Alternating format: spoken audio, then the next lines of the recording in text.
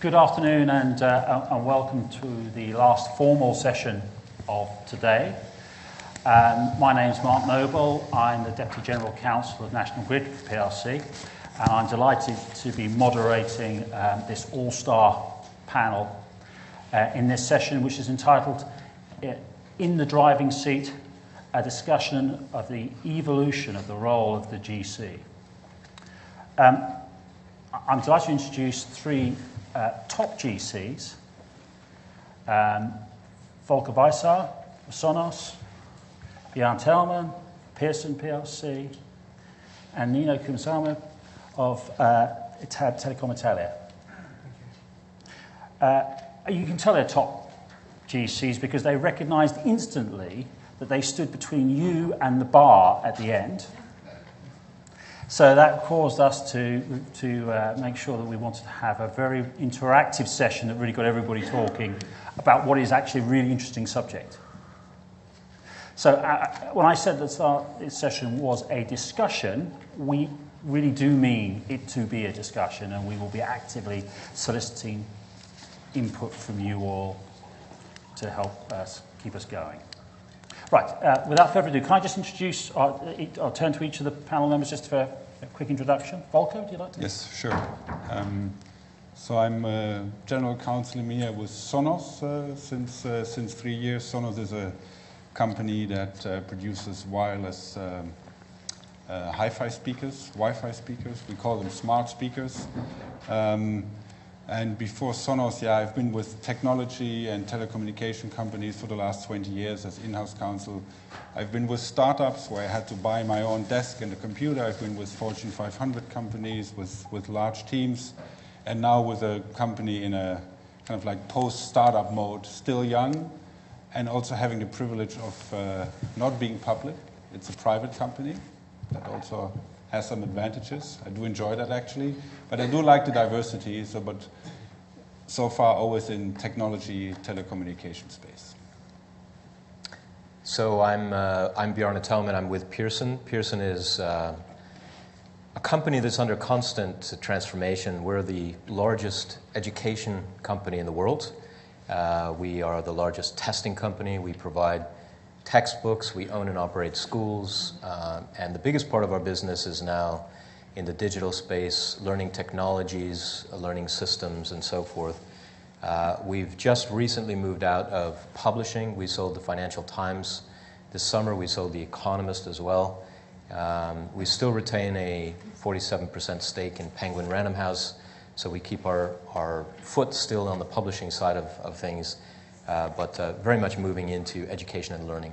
And I have a team of about 200 people around the world on 6 continents. About 100 of those are lawyers. Joined them about a year and a half ago from the Coca-Cola Company, where I was Associate General Counsel. And then what company? The Coca-Cola Company. I've heard. Yes, it's a small sugar water company. And had different roles there. So. Okay. My name is Nino Cusimano, and I'm the GC for Telecom Italia. Telecom Italia is a $20 billion telecommunication group active in Italy and South America. We are the incumbent operator in Italy, and we are the #1 in Argentina and #2 in Brazil. We go with a TIM brand. For those of you who've been to South America, you'll see the TIM brand anywhere. In fact, I've been with the company for about 6 years now. Before that, I've been with GE and PPG, two very large chemical, PPG, and I was in oil and gas with GE, so very different companies from what I'm doing now. Since I've been at Telecom Italia, it's been truly going through, from emergency to emergency, crisis through crisis. I don't know if there's any Italian in the room, but they will immediately associate, if you speak to an Italian, they'll immediately associate, at least until very recent time, Telecom Italia with some, probably the largest Italian corporate crisis that took place. So I was called in with new management sort of 6 years ago to change things a bit, and actually been very, very busy, and but still find time to come to Amsterdam and be with you guys. So we had a discussion before the start of this, which really, I think, started on the question at hand, the evolution of the GC role and what has changed in our careers to date. And we thought we might use that as a starting point for evolving this discussion and inviting your observations. But perhaps, Volker, I could start with you, some thoughts on what you think has, in your observation, started to change. Always love to talk about the things that have changed, but I think it's also good to look at the things that have not changed. And I'm sure the different opinions, I hope we have different opinions about that in this room, but I think that no matter how, certain fundamentals are still the same, because I would say 20 years ago it has been the same. If as in-house counsel you have been asked by your colleagues about something which is not about legal, you knew you were on the right path. So I think that's a fundamental that is still the same, because you know the people that work with you, they would only ask you something about, I don't know, a new product or a strategy or a process or whatever is relevant in the organization if they trust you in your legal work, in your core competence. So I think that, in my view, that's a fundamental that is still the case. What maybe has changed that the expectations today are already different. You have to take that role in order to really to be able to excel. But that is something, in my view, that is still is absolutely still applicable. Yeah, and I would add to that. I think every time I go to one of these conferences, there is a lot of discussion, a lot of self-love about the role of the GC and how strategic we've become, how indispensable we are to the CEO, how critical our talents and skills are, and some of that may be true. But I think that we tend to lose sight of that essence of what we are and what we do, which at the end of the day is to provide good legal risk evaluation. And there are other people in the company who can tell the CEO what the best product line might be or what geography we need to go. We're not strategic in that way, I would submit. But we are strategic in the sense that we need to increasingly draw from that to provide the right level of advice. And I think, if you think about the factors that have taken place externally in the last 10 years, you have what you might call the rise of the regulatory state, data privacy. Nino just mentioned competition law, anti-bribery and corruption. I mean, every day in the papers, the fines are now regularly in the billions for the big offenders. So you have that pressure coming, and at the same time, I think there's a pressure internally to manage your teams better, to manage our spend more effectively, to really become supermen and superwomen in terms of building the next generation of talent. All of that requires, I think, a much more embedded, involvement with the business.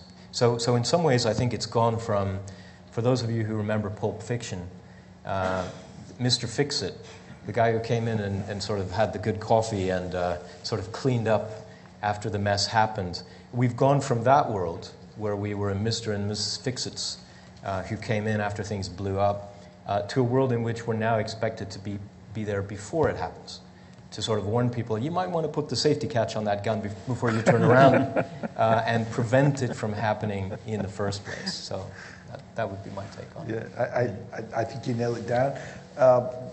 There's two things that come to mind. The first one is good judgment. I think you said it. I was recently talking to a headhunter. I was in the process of trying to recruit a very senior lawyer in my organization. And, one of the things that nobody ever said was, what is it that you look in lawyers? I need somebody who's got good judgment. I don't need somebody who's, this is very true, I think, for GC. We're not specialists. I have people in my team that know every part of the law better than I do. And I have specialists. But what I think, and I'm comfortable, when I have a very senior lawyer in my organization who's got good judgment, who knows when he has to say no, when he has to involve me, call me, even if I'm not available, if I'm in meetings. Know how to wait. Maybe don't send an email. Maybe that's not the right thing to do. But wait until you can talk to me. That kind of good judgment is, I think, what makes the difference. And also, what I keep, when I have those discussions about, reducing headcount, reducing legal costs, these are things that you and I, always deal on a day-to-day basis. But the one thing, I keep telling my CEO is that I need to worry about stuff so that you don't have to. And this is the kind of stuff that keeps me awake at night so that you can sleep. This is sort of the recurrent discussion him and I have. And also be able to say, this sounds maybe too banal, but being able to say no.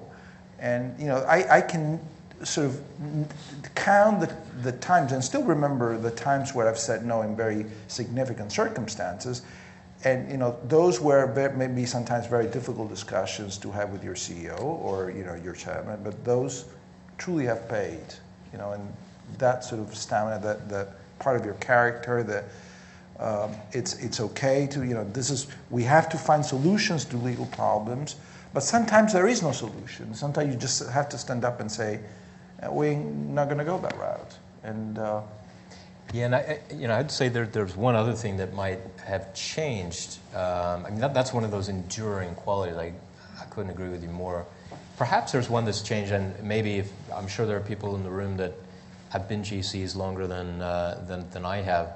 But I think one of the things that may have changed is you have far more groups vying for attention inside a corporation. You have voices shouting in lots of different directions, and to carve out a space for the legal function, to carve out a voice that can say no, is not always easy. You need to build a tremendous amount of credibility before you're able to say no, and that requires a lot of yeses and a lot of can-dos, and you need a certain skill set, I think, to navigate the sharks and the shoals and get your function in a place where it actually can act with some authority. Yeah, and I would like to add on that one, looking at the skill set. Also, if you look at a modern organization, today we have much flatter organizations. So that also means that the lawyers get involved with groups they have not been involved in the past. So everybody talks to everybody, kind of, and especially for the lawyers. So to me, that means it has a direct impact on the skill set. So you have, as in-house counsel, I think in a modern organization, you need to be able to really build the bridges. Because I think, and that's still, for me, one of the fascinating things of the legal work in-house, as lawyers, we do get to see almost the complete organization at one point or another, which means you can make connections, and you can connect the dots, and you can bring people together in groups that other people can't, but you also need to have the character and the social skills to do that. So to me, that is a fundamental change in the profile. So we've started to talk about how the roles evolved, and we started to talk a little bit, though, how it still remains grounded in certain key elements. And I think, conscious there's a huge amount of experience in the room, so please feel free to help with your observations, whether you've seen developments in your role, but also where you actually feel like there's those key concepts and principles still shine through. So very happy to have observations. My point has been mentioned somehow, the development in the compliance area further. Yeah. At least for myself, I work for a Japanese company, and the big thing in the last 10 years has been the heavy involvement in the compliance area, including in fields that were not traditionally within the legal scope. And that, for me, was the biggest challenge, how to behave in those areas where traditionally lawyers have never been involved, although we were talking about law. Right. So, for example, compliance in the financial areas, compliance, health and safety, where traditionally, at least myself, I've never been involved. But so, what do I have to do in those areas? Should we take care? Should we let other department manage and we just coordinate? And what is our role? Still, I'm asking myself this question. Yeah, and I think it's a great point. I think it comes back to what Nino was saying earlier, that I think all of us sitting here are really, ultimately, we're generalists. And there are people on our teams who know much, much more than we do about the law. The skill that we bring is, I think, having a good sniffer, as my daughter would say. You can smell out trouble and you can evaluate risk, and that skill set is great in tangential areas to the law. So whether you're looking at corporate and strategic security as an area I've gotten much more involved in. We own and operate schools in the Middle East and in the U.S., places where violence frequently can and does happen. Government relations is another area, crisis management, HR aspects outside of the traditional labor and employment space. So I think in some ways you can say the remit can grow if you view the role as really being chief risk evaluator and chief sniffer. Then it can really take on a life of its own. But I think it very much depends on the person and perhaps also the industry. Some industries have so much legal and regulatory need that for the GC to try and sort of begin taking on the rest of the world is a fool's errand. So that would be one thought. I agree entirely. I'll give you an example, couple of examples. First of all, I think you will end up doing what your CEO, strike board, strike chairman asks you to do. That's the fact of life, right? You come out of board meetings sometimes, where you're hearing a business guy discussing a transaction. All of a sudden, you end up with an assignment that you had not envisaged and maybe didn't want in the first place. But there you go. So that's one thing. The second thing is, while I was at PPG many years ago, it was probably 10 years back, we had a major accident. And, PPG was a chemical company. We had a really huge accident in one of our facilities. There was an explosion, fatalities. All of a sudden, management got hammered, and the board in the U.S. decided that I was going to become, in addition to the GC, I was going to become the head of the Environmental Health and Safety Organization, literally overnight. That function had maybe 250 associates, and as you can imagine, it was something that I was not prepared, and I kept that job for about 1.5 years until I was able to locate somebody. But that's an example of how you end up doing stuff that you're not even dreamt, of doing.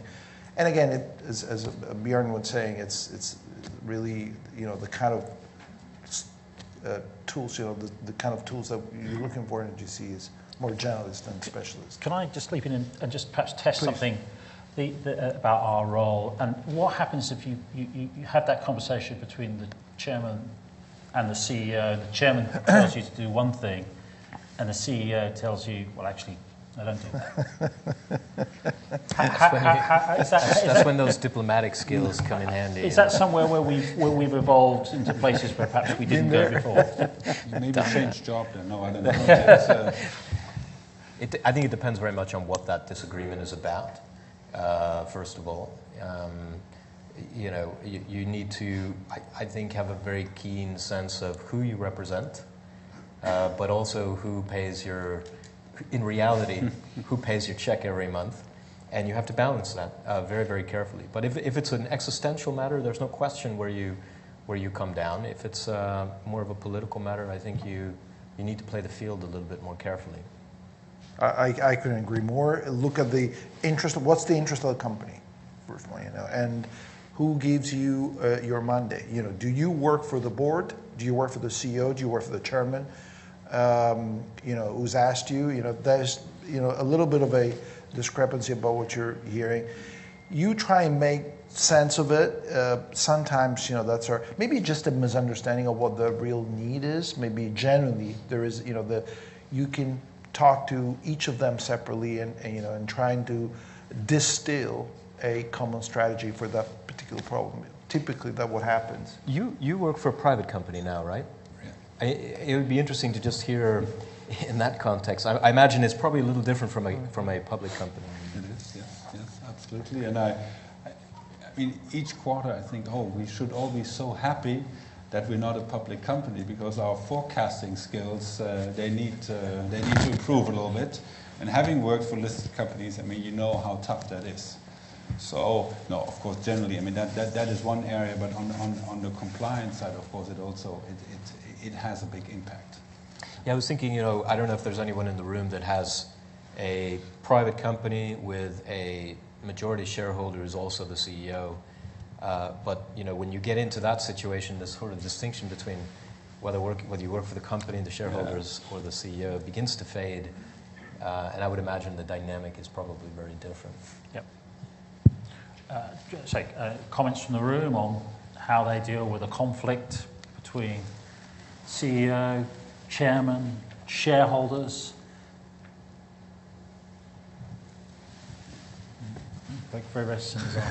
So I always describe to my team, I say I stopped being a lawyer a long time ago. I'm a manager of legal issues.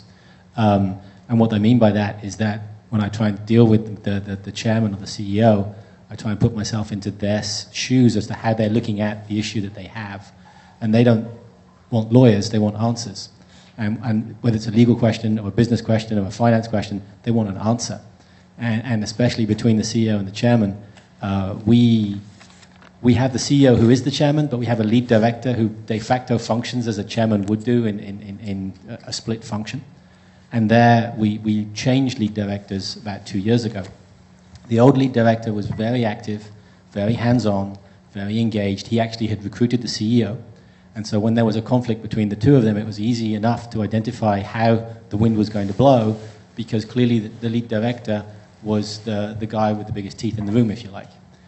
Now that we switched to a lead director that is in role less long than the CEO, there's been a shift in the way in which that interaction takes place. And I view my role is to really be the grease between the wheels in that situation, and to make sure that I facilitate what I think is the right outcome from a fiduciary perspective towards the organization, but also recognize that there is a relationship between the two of them there, and that relationship is critical to the success of the organization, needs to grow, needs to develop.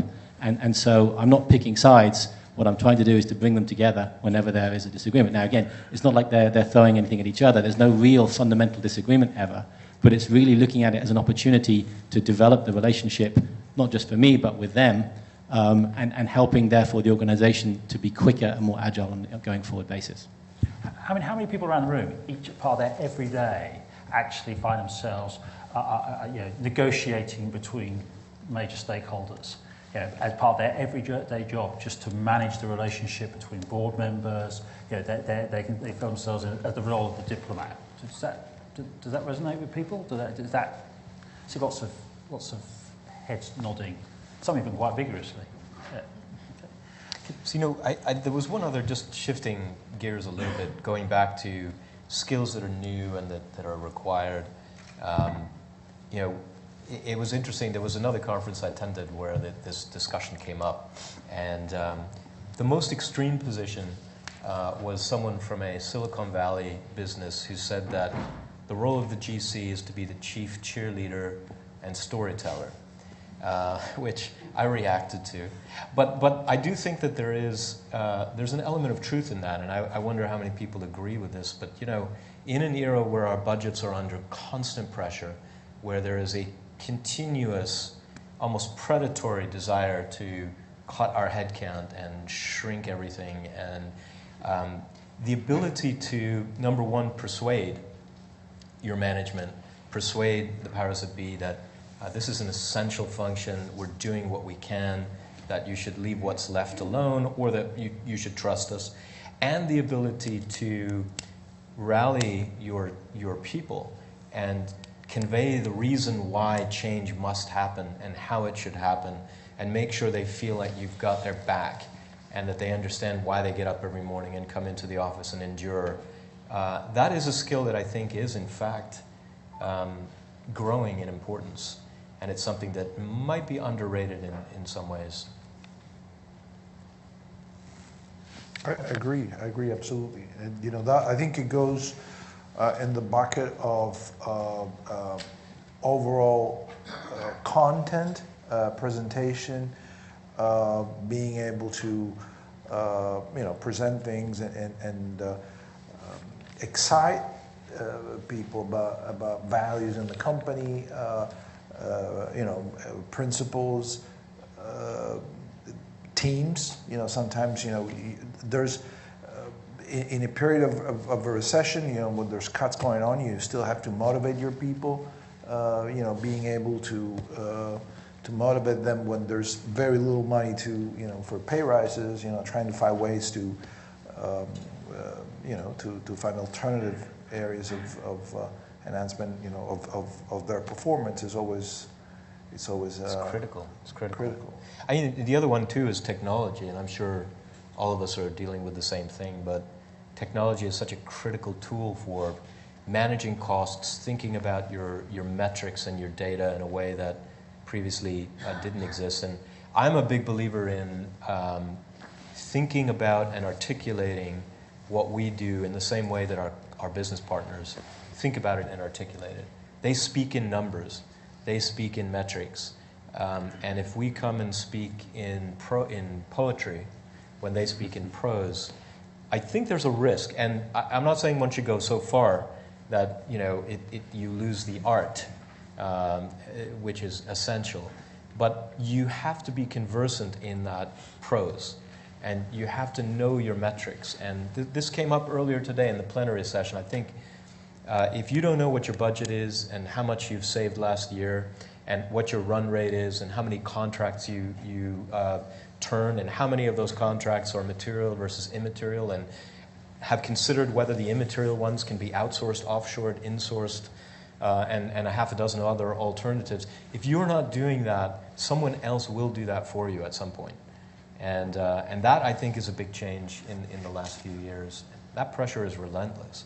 Yeah. No, I totally agree on that one, and I think this goes even a bit further. So you also have to, I think we also have to look at and learn from how other groups are working. I mean, what you described is a little bit like acting like other commercial business teams, using the same methodology, using the same techniques that you learn maybe in business school or you learn in the business.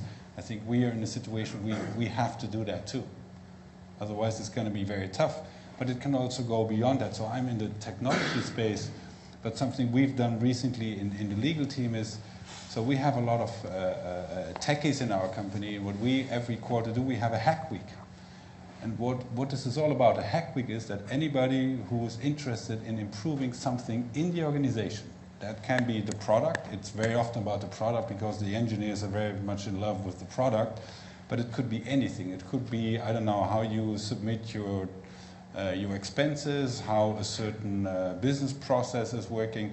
And then we all get together and you have a very safe environment where people are free to speak up. And then we have some software and nice tools that allow you to simulate certain things. You can simulate that. There's great software out that allows you to make a presentation where you kind of like, you simulate a certain effect on the screen if you would be programming an app or would apply some new tool or program. And we, within the legal team, we were always first, we were just watching this. We joined those sessions, they all enjoyed it, and at some point we said, well, why don't we also get involved in that and also come up with ideas? And that, again, could be anything, but we now also do that internally within the legal team on trying to improve certain things we do or certain tools we use which just suck and we all hate it and we just want to, do it in a better way. But that's something we learned from Hack Week from the techies. Hack Week. Anybody else have a Hack Week? If not, why aren't you? Okay. I should be establishing my own when I get back. I think it's a brilliant idea, and it goes to the broader point around in an era in which things are changing so quickly and so many ideas are coming up in so many different places. You need to be making sure that your teams and yourself are importing and exporting best practice and good ideas. And, Hack Week is a great idea. I've never thought of that before. I have a policy that I put in place that I read about, which I thought was really, really brilliant, which is everyone on my leadership team, and then it gets cascaded across the organization, has the right to take anyone they want out to lunch or dinner once a month, and I'll pay for it. And the only requirement I have is that they come back and tell us 3 things that they've learned from that conversation. And it's amazing. I had somebody who went out with 3 pizza restaurant entrepreneurs, not lawyers. And the things that he came back with were incredible. They started talking about how they provided their legal services, at what point do you need to begin bringing somebody in-house, and then that triggered a whole discussion inside our function around internal and external spend ratio. How many lawyers do we need versus how much do we outsource, and what's the inflection points that as you move up the scale where that makes sense. So just having that ability to hack things and import and export ideas, I think is so. I'll just one thing. I think we must have read the same article, because I also had that practice, but in a different way. Because we get, as all of you, get a lot of visit from our friends outside counsel. And you make them make dinner for you. I never do that. But what we do is always ask them. You know, I'm very happy to, and I generally see anybody who wants to see me. You know, that's because there's always something to learn. But I always end up with that question. You know, tell me 2 or 3 things that you're seeing at your clients, and that maybe we're not doing. You know, stuff that you've seen that people do, and that's, you'll be surprised how a lot of the things that they see and they report to you. Some of the things you'll say, okay, yeah, we do that. You know, we've seen it. But some of the things are actually interesting. Practices that it's worthwhile maybe considering. Now, you're absolutely right. One of the things we've also done, I think outside counsel is a key source for that kind of information. They're the spider in the web more broadly. But one of the things we did was we asked them last year, you tell us what you think our biggest risks are, without prepping them. We said, at different counsel from around the world, give me a presentation on what you see as our 5 or 6 top global risks. And it's very interesting because you get a convergence at some point. Absolutely. We have similar. We have a practice that it's out there. You can look it up on Google. It's copycat from GE. It's called Workouts, and that's it's a standard process that GE uses to solve problems. And what we have done at Telecom Italia is use workouts and include outside counsel too. So what we do is we take people in a room, we have X problem that we need to address, and we'll put people in a room and involve outside counsel. They'll come for free, and maybe 2 or 3 firms, they'll send a representative, will spend a day with us and give us the benefit of their insight on maybe in a practical way on how to solve a problem, come out with a number of solutions. You'd be surprised to, especially given the times are difficult, surprised to learn how some very outstanding firms, maybe that we've not worked with yet, are prepared and actually very willing to send people to help you out on this. This is something that has worked out very well for us.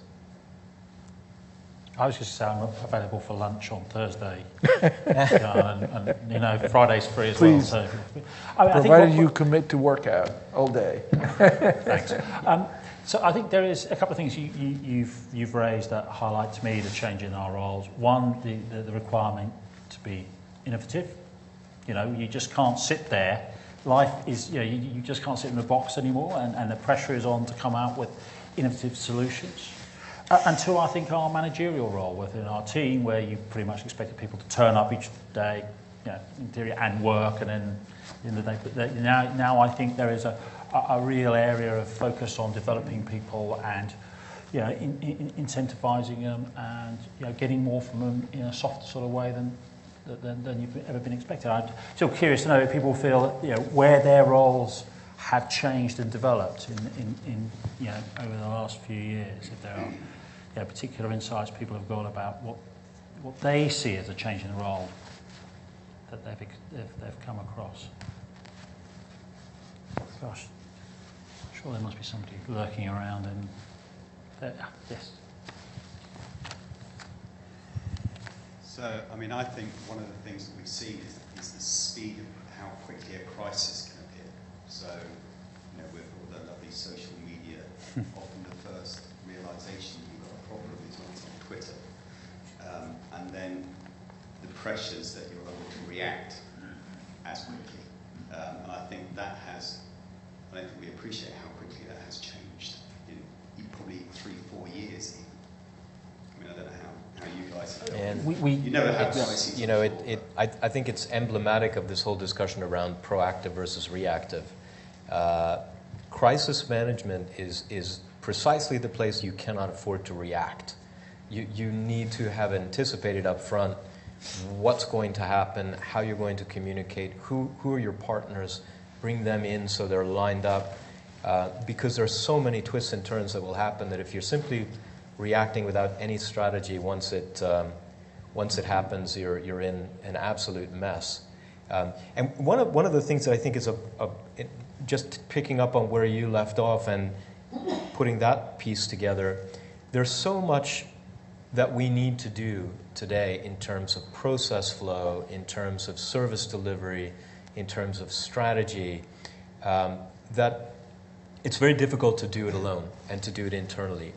And I think one of the big missed opportunities for outside counsel today is thinking about ways in which counsel can provide value to GCs above and beyond simply providing legal advice.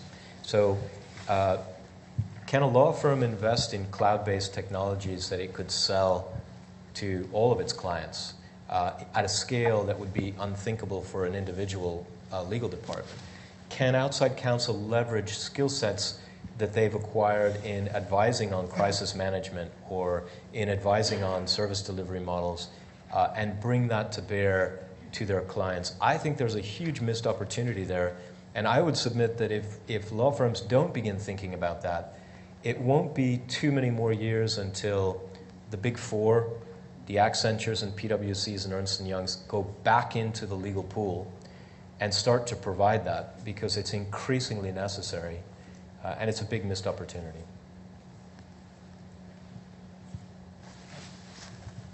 Picking up on that last point, and what you previously mentioned about the power of outside counsel to help you, a question I have to you gentlemen is, how do you find the time to do the blue sky thinking that obviously you're doing?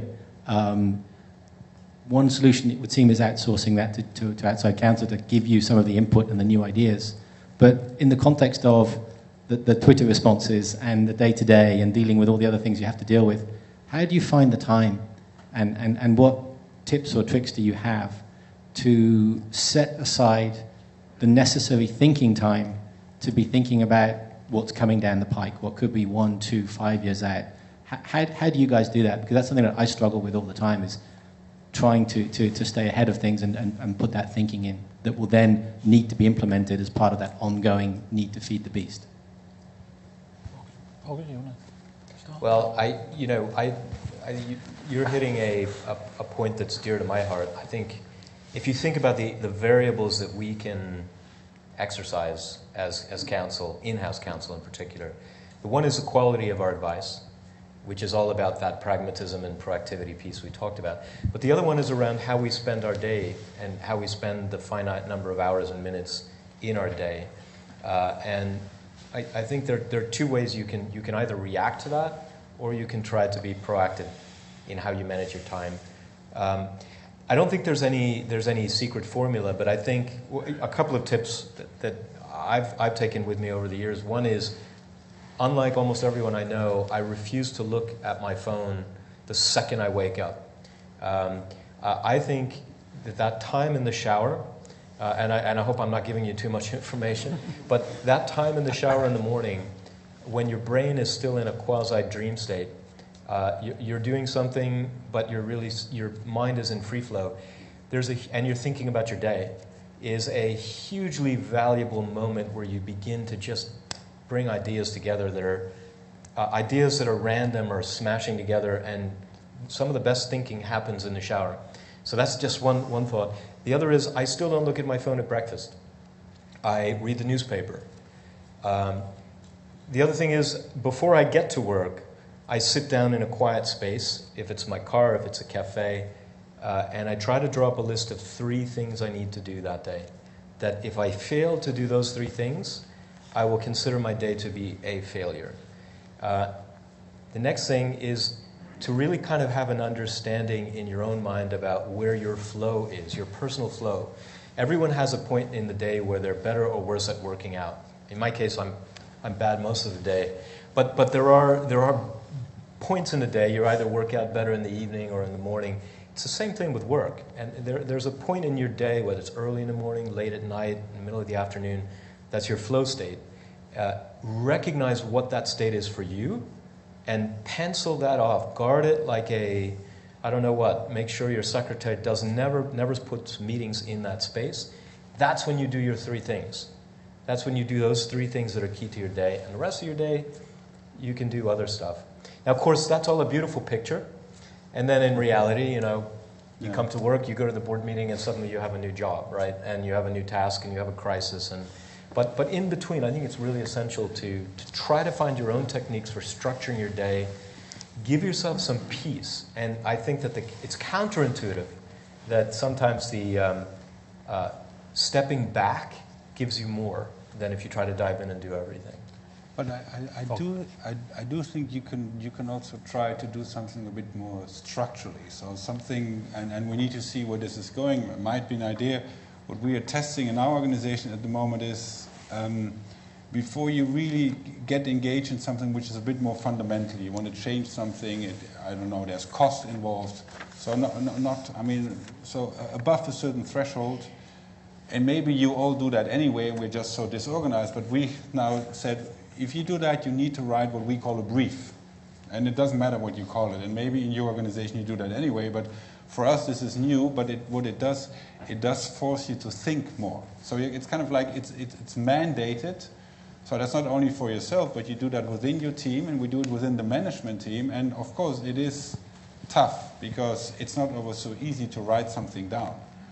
Because in the past it was such, you started with something maybe already, and then later on you started to justify it, and then maybe you did write up something, a business case, because you wanted to get the budget for it. But if you force yourself to really describe what you're trying to achieve and why people should get engaged and should help you, and what the desired outcome is, and what it is that it takes to get there, that kind of like, we just know that it forces everybody to sit down and actually think more. You just need to spend more time on thinking, and like that, it might be, and we need to see where this is going. It's fairly new, but and we're learning a lot, because it also, it also improves your skills, and we as lawyers, we should be good at this anyway, but it improves your skills how you write it up. But the best result we've seen so far is that just people are forced now to spend more time on thinking.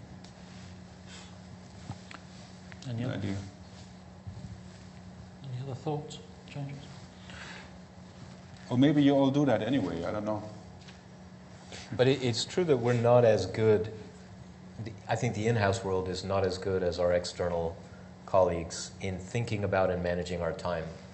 I tried to get my team for a 2-week period to just actually write down their billable hours in 15-minute increments. And it failed miserably. There was just such passive resistance to it that we dropped the idea. But I think there is value in that for yourself, to write down what you do for 2 weeks. And you'll be amazed at how much dead time there is, how much time you spend shopping on Amazon or talking to some random person who called you, and how much you let your day happen to you, as opposed to taking control of that day and you making it happen. And that's it only comes out when you put it on paper and you see Step it. back in. One thing that I have to say, I'm terrible at planning my own time, and that's one of my failures, to be honest with you. But one thing I do for Blue Sky Thinking, as you mentioned it, is I keep an informal network of people that I respect. And these are former colleagues from previous companies, previous bosses, and there's about 10 people that I talk to about stuff. And I make a point of giving one of them a call from time to time. If it's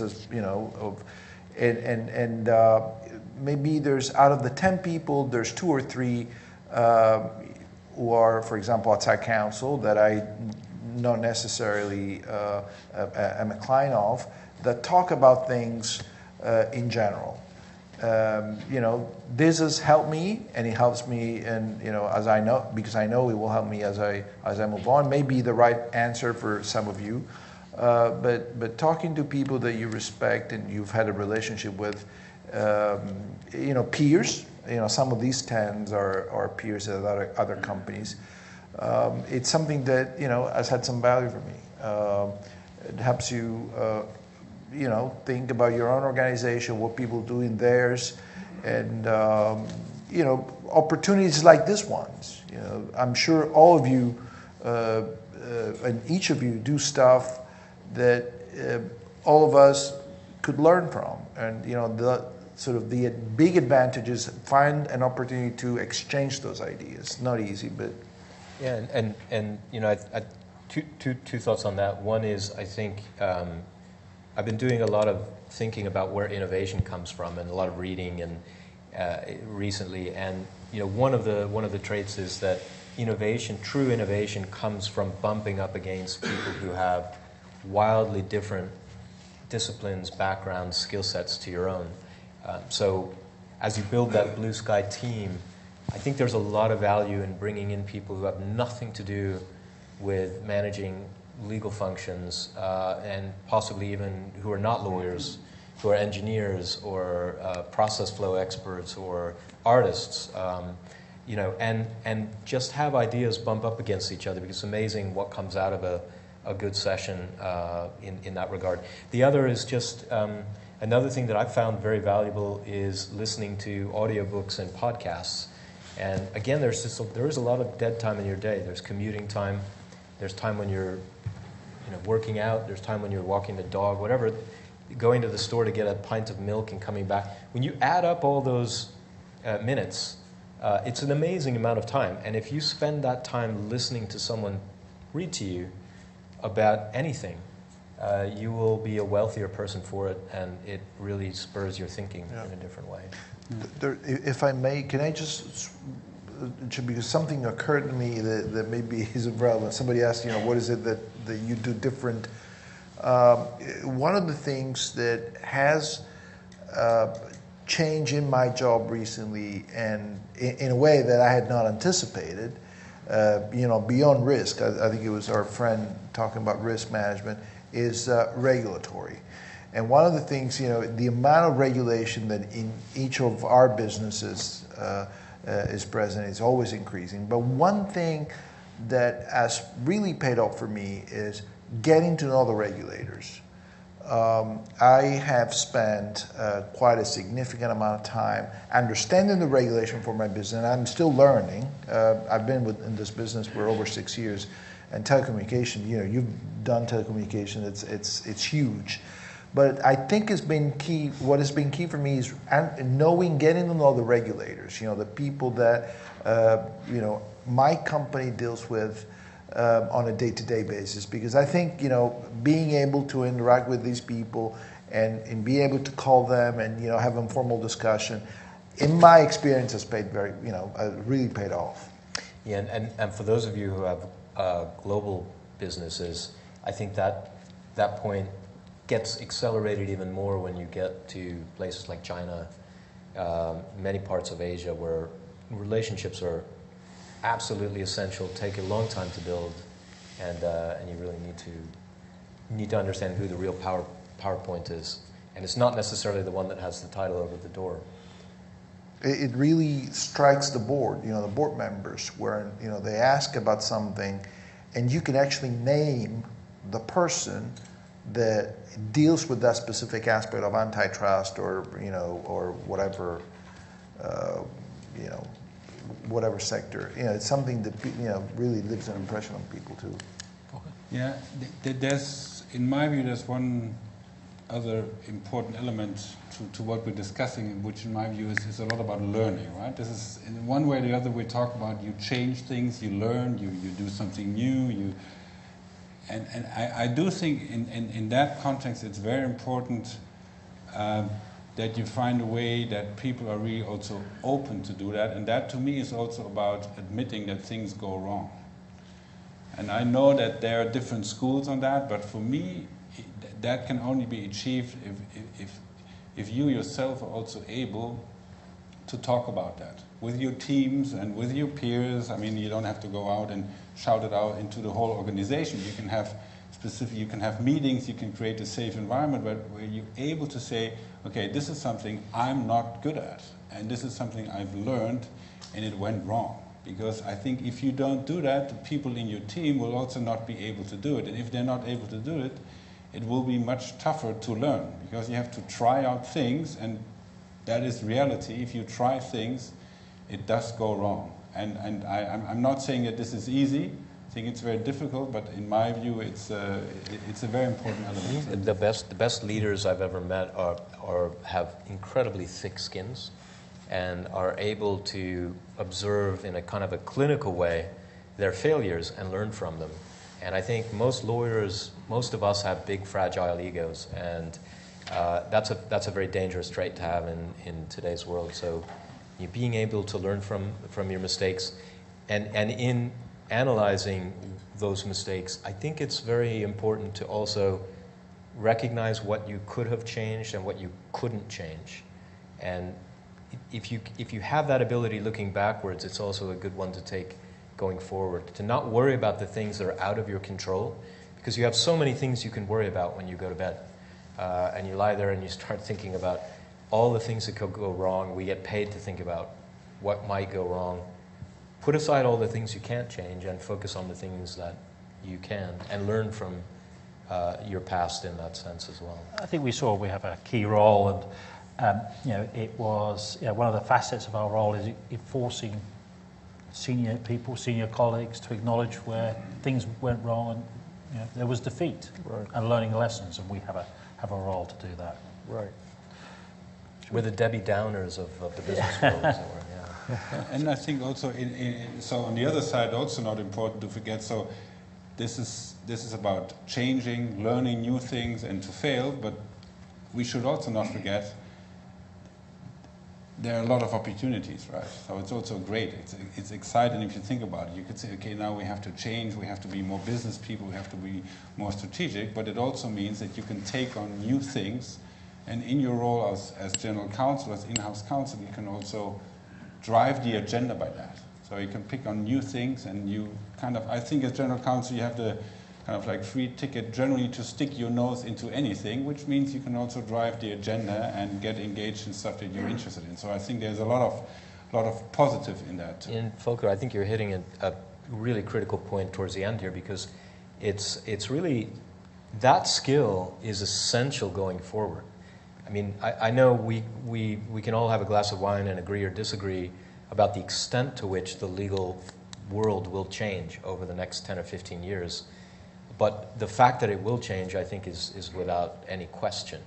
And those of us who are unable to get comfortable with continuous change should really find some other job, because our space is going to be, I think it's going to be beyond recognition in 15 or 20 years.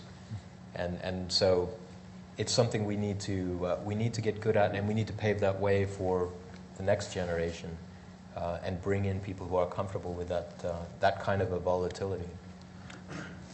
I was going to do a summing up, but actually I think that's probably a really good place to end.